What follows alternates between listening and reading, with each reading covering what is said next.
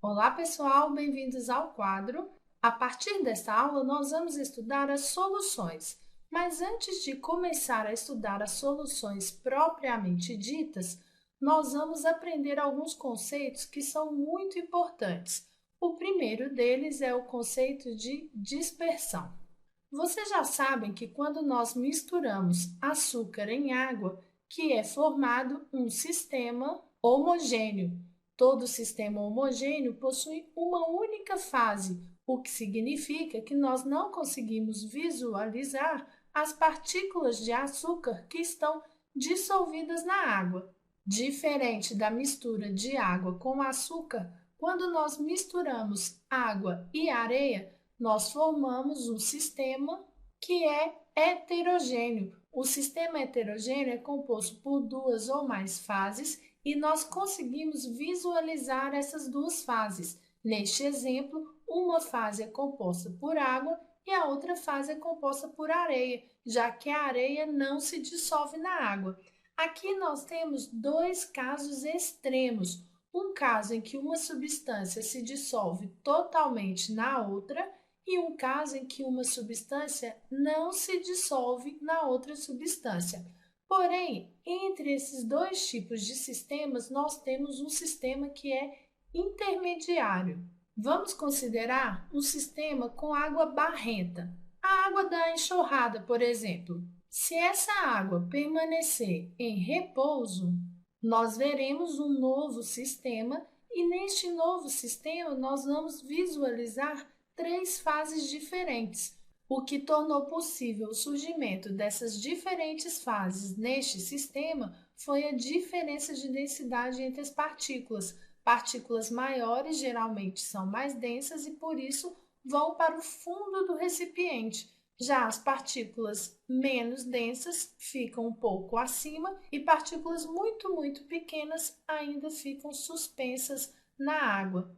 São sistemas como este que nós chamamos de dispersão. Por quê? Porque neste sistema nós temos pequenas partículas dispersas em uma substância abundante. Neste caso, a substância abundante é a água.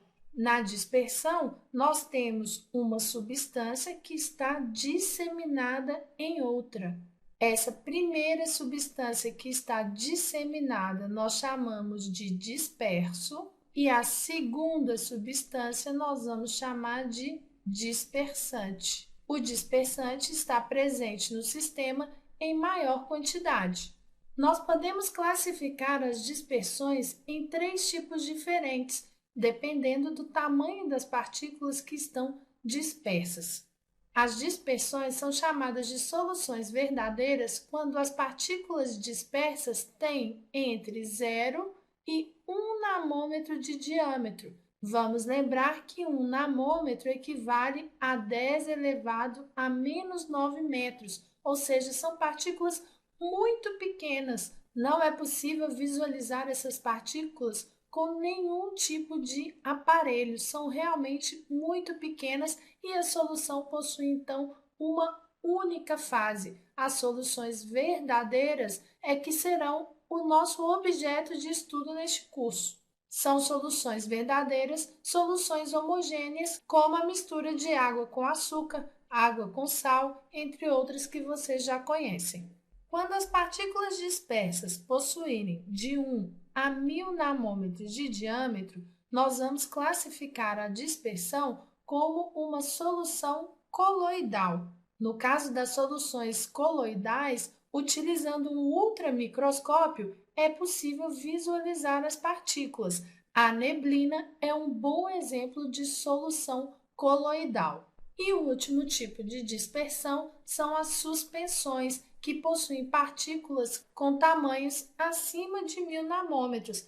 A fumaça que sai dos canos de descarga dos automóveis são bons exemplos de suspensões, principalmente a fumaça dos caminhões que não têm os seus motores regulados. As partículas presentes nas suspensões podem ser vistas com o uso de um microscópio comum.